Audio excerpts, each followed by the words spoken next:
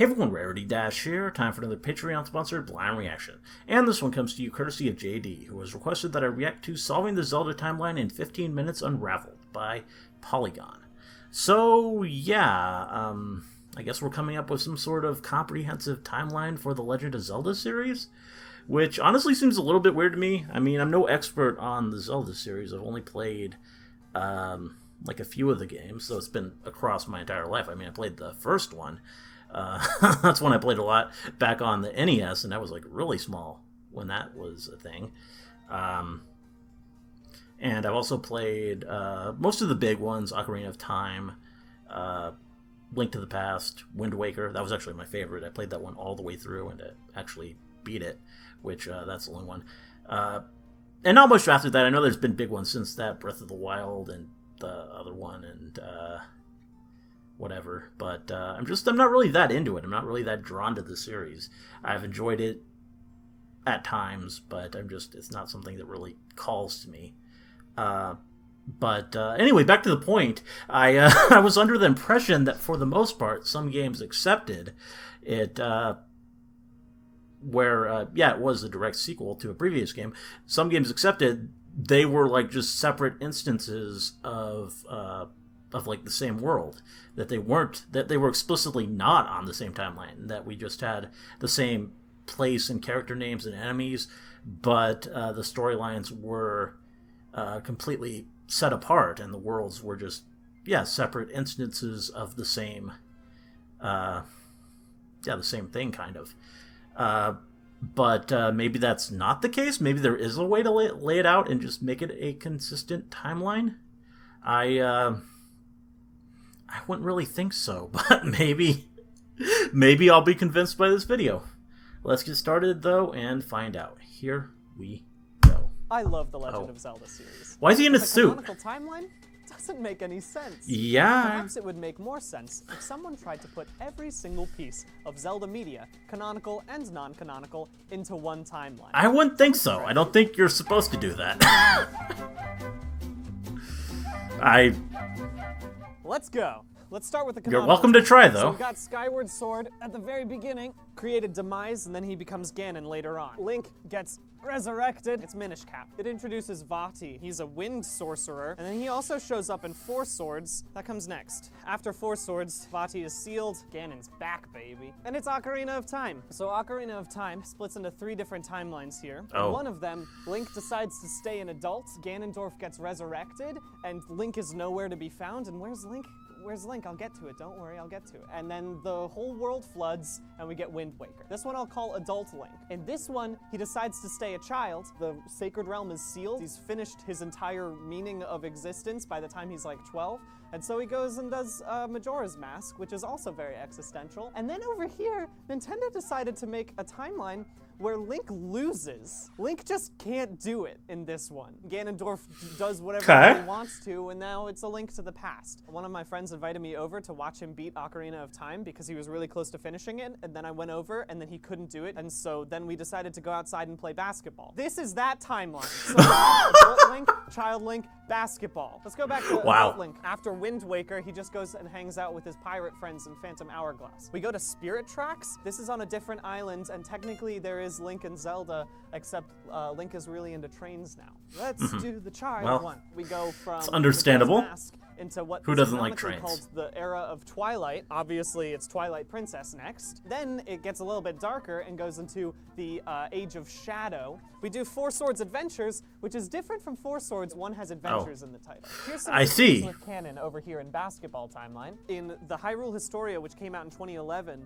it states that next should be Oracle of Seasons and Oracle of Ages, but the Japanese Zelda website technically states that it goes Link to the Past, Link's Awakening now, so they've reversed those two. So even the canonical timeline isn't like super hard set in stone canonical, which goes to show that it sucks. He does this thing and then, and then he crashes and has a dream and then dies in the ocean.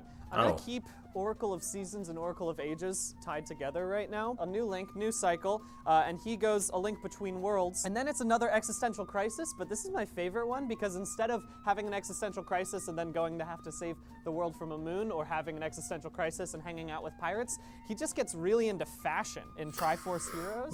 Which is what I plan to do in my midlife crisis. It's The Legend of Zelda, the first one. Zelda 2, The Adventure of Link. This is the same Link between these two. A cult wants to resurrect Ganon or something. We're at the most recent game, and the most recent in the timeline. It's Breath of the Wild. You might be wondering, where does Breath of the Wild fall? In which timeline? Is it basketball? Is it child? Or is it adult? Well, guess what? It's all three. Nintendo couldn't figure it out, so they decided to just put it in all of the timelines. Which isn't how time works, to my knowledge. I mean, you never know. I'm gonna make this timeline much worse, but I'm gonna also explain the convergence. So what I'm going to go to next is Zelda Spinoff games. I'm not going to talk about some specific things, namely cameos, or when you can buy Link's clothing in other games, or the mangas, because they're just the same exact stories as some of the main canonical timeline games. So we've wrapped all these up. Some of them don't have connections just yet. Don't worry, I'll get to it. Let's start with the easy Zelda spinoffs. There were a lot of them during Twilight Princess. Link was also learning how to use his crossbow for big game hunting, and also it was Twilight Princess Picross. Midna wanted to... She thought Picross would help him beat Zant. We'll start from the beginning. Skyward Sword was supposed to be the first one, but they're wrong. Hylia chose her first hero. There was like a lot of time between the first hero and the one that happened in Skyward Sword, and in that time was the Zelda Game & Watch. Just like in Skyward Sword, there was an upper level and the bottom level, and then there were dragons also in Skyward Sword. That's my logic behind this one. You say Zelda Game & Watch, what about the Zelda Game Watch? That's right, the Nelsonic Zelda Game Watch. This was a watch that you could play Zelda on, and there were only 4 dragons in this one. Why? Because the other Link already defeated the other ones. There are 3 other dragons in Skyward Sword, and they were nice because they learned that Link would fuck their shit up. Link, the Faces of Evil, and Zelda, the Wand of Gamelon. I'm not an expert on this one because I've never played them, which I think is probably the best decision I've made in my life. Right over here, yeah, those are in Link, the Faces of Evil, questionable he has to quality. go to the island of Korodai. I believe. Islands in the Great Sea. Obviously, that's where they make sense to go. Zelda, the Wand of Gamelon can go there too. But that's not the only CDI game. There's also Zelda's Adventure. Ganon, I guess he stole some celestial something or others, and then it started the Era of Darkness. And remember what I said before about how it went to Twilight and then to Shadow? What comes after that? That's right, it's Darkness, baby. Y'all know about the Satellaview? It was a weird thing for the SNES, or the Super Famicom, because it was just in Japan. It insisted on all of the Satellaview games, including the letters BS. BS, The Legend of Zelda Kamigami no Triforce, was just basically a Link to the Past, so I didn't include it in this one. But there are other BS Legend of Zelda games, and they're weird because they don't actually include Link. They include these 2 characters that you could choose, and they definitely were part of the Satellaview thing, so it wasn't Link who was there, but I'll explain in a second. I cut one of the titles in half. Clayton, we have to start over. This happens, and then Link goes away on a journey into the water, and then he dies. What's happening while Link goes on adventures is BS The Legend of Zelda. It happens after that, during Link's Awakening, when Link runs away, which is why those kids are the ones in this, and then after that it goes Link, The Legend of Zelda Ancient Stone Tablets, and technically, since those kids are the ones that are in BS The Legend of Zelda, that technically means that they are an iteration of Link. And so the BSX, the story of the town whose name was stolen, which was a game that included those protagonists, but didn't include anything about Zelda, technically is still a Zelda game, so I included it in this one. Barcode Battler 2, you have to scan cards with a barcode, and then you would have to battle. Yeah, I've seen that before, but a different retelling of the same story of A Link to the Past, just like looking at it from a different camera angle. Tingle exists in actually 2 different timelines, and he also exists in every timeline because Tingle is the perfect evolution of humanity. He shows up in Majora's Mask first, and he also shows up in Wind Waker. We have an origin story for Tingle in freshly picked Tingle's Rosy Rupee Land.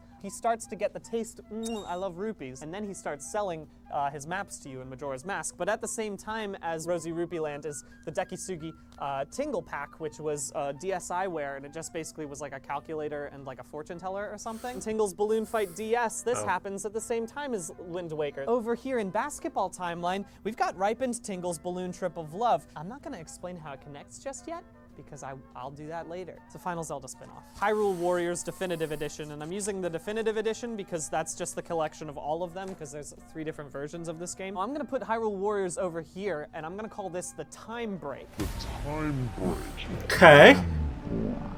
They made 3 timelines already, so why can't I make my own? Hyrule Warriors is the second most important game in the entire timeline for how it ties everything together. Hyrule Warriors. Think about that, Nintendo. You made me care about Hyrule Warriors. We're not done with Zelda games. We're gonna talk about Zelda character appearances. If Miyamoto doesn't like email me after this video goes up and say, Brian, you've cracked the code, I'm never gonna play another Zelda game ever again. This whole goddamn suit is so tight. I feel like a Christmas ham. I haven't connected these two now because an adult Link timeline, Link just kind of slacks off because he has, again, existential crisis. He finished beating Ganon. What does he do for the rest of his life? I'll tell you what he does. He go-karts, and he fights people for sport. Super Smash Bros. The original one, Mario Kart 8, and Soul Calibur 2. Got nothing better to do, might as well just go have fun. And you know what? I respect that. But you did forget that Ganondorf got resurrected, and then the whole world flooded. So that's on your conscience. I imagine that Link still has like access to the Temple of Time, which is why in Super Smash Bros. Melee, it happens simultaneously in Ocarina of Time because he can change himself into young Link. And so Ganondorf's there, and I don't know why he's allowed to fight. I've put these 3 Super Smash Bros. After Hyrule Warriors in the Time Break. The time break. Okay. But while we are hanging out in the Time Break, Sonic's here. Sonic's in the Time Break, baby. I swear to God, I'm not just using the Time Break as a catch-all, but it does work as a catch-all. There's this weird-ass game for the Wii called Captain Rainbow. It technically happens at the same time as Link's Awakening because it includes Crazy Tracy, but Link's Awakening happens within Link's dream, so that means that Captain Rainbow might be happening within Crazy Tracy's dream. So it's very much like Inception, and that means that Joseph Gordon-Levitt exists in the Zelda timeline. That's a joke. Joseph Gordon-Levitt doesn't exist in any timeline. And these are also going to come down here next to Ripened Tingle's Balloon Trip of Love, WarioWare, all of them, and then Scribblenauts Unlimited. And again, I will explain that later. Whew, I'm getting too worked up about this. Canonical games, spin-offs, Zelda appearances, and other games. What's left? Every other type of media. I swear to God, if I get well actually comment, it's a lost cause, right? Let's start with books. I mentioned before that Skyward Sword was not the first game and that Game & Watch was the first game, but it's not the first instance of Zelda and Link. Himekawa's Skyward Sword manga does include the origin of literally, it's like the first Avatar. It's the first Link, the first Hylian chosen hero. First instance of Link. I really don't know why Nintendo hasn't included the Choose Your Own Adventure books, because they love to have things that have confusing timelines where Link could potentially die in them, like in basketball over there. The Crystal Trap and the Shadow Prince happened canonically after the original Legend of Zelda and Zelda 2. There are like 11 or 12 or 18 different endings. Stick with me here. You could win the Shadow Prince with high points, or you could win the Shadow Prince with lower points. Those are 2 separate timelines in my head. So low points from Shadow Prince, you go to the Valiant Comics. And now we're going to talk about TV. If you win with high points, we go into the Legend of Zelda TV series. Aren't I sweet? After the Let's Legend not of do Zelda that. TV series, Captain N happens, and it's weird because in this one, the hero is a guy named Kevin. He gets sucked into a television. Captain N creates this potential option of being able to summon yourself into the game, which explains these 3 things. I told you I'd explain them later. Ripens Tingle's Balloon Trip of Love starts with a dumb 35-year-old man who lives in his parents' house, and then he gets sucked into a book, and then he goes into Tingle's land, and he becomes Tingle. WarioWare, it shows that the Zelda games exist at the same time, which is in Captain N, and also Scribblenauts Unlimited is here too. I haven't necessarily figured that one out. There are Zelda board games, and they also deserve to be in the timeline. The Legend of Zelda board game... The Zelda board game happens if you die in the Crystal Trap. How does that sound, all right? You happy? But what about Zelda Clue? That's, I guess, happens during the Super Smash Bros. Time, right? Because they're having fun together, hanging out. Zelda Chess! There's no plot line in Zelda Chess. I wouldn't think so. Everything else in this dumbass timeline. Let me double check that I've gotten everything. But what about the time break? The time break. I told you that I would explain the time break, didn't I? And I'm gonna explain it right now. Why does no one understand the time break except for me, Brian David Gilbert? Why am I the only scholar in time break studies? I'll tell you why. Hyrule Warriors Definitive Edition happens outside of the timeline entirely, similarly to Breath of the Wild. It exists in all of the timelines because Ganondorf's soul gets split into multiple pieces that go into different timelines. And again, that's in the story itself.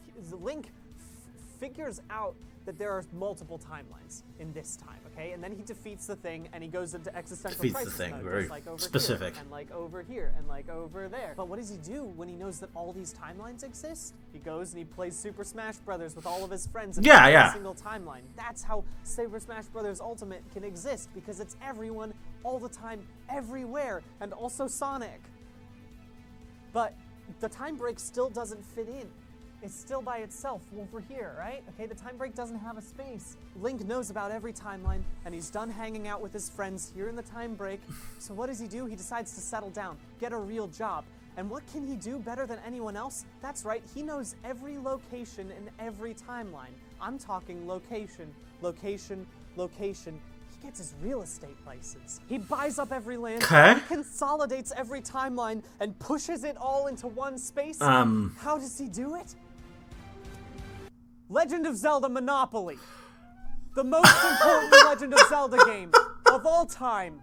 The one that makes Breath of the Wild make sense. Reggie, take fucking notes. I just saved your ass with Monopoly. This is the pin that holds the entire Zelda timeline together. You made me use Monopoly. That's the entire Zelda timeline, including 55 pieces of Zelda media. Don't ask me to do this again. I don't think I will.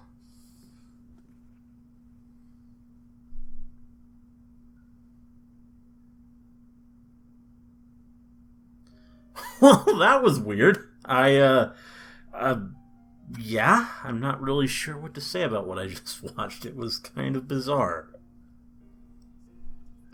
I mean, it would probably be better if I knew more of what he was talking about. If I had played more than just a handful of Zelda titles and only really beaten one of them. Yeah, no, I don't know.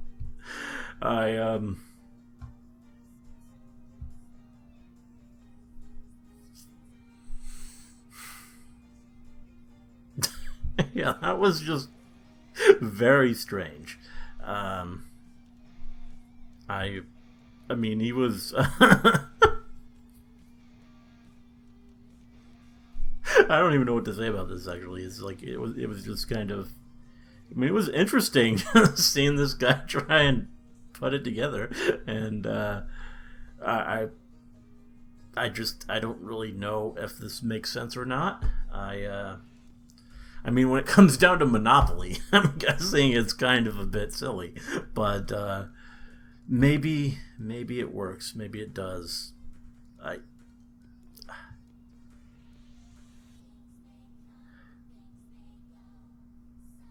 Yeah. Definitely a unique video here. Yeah.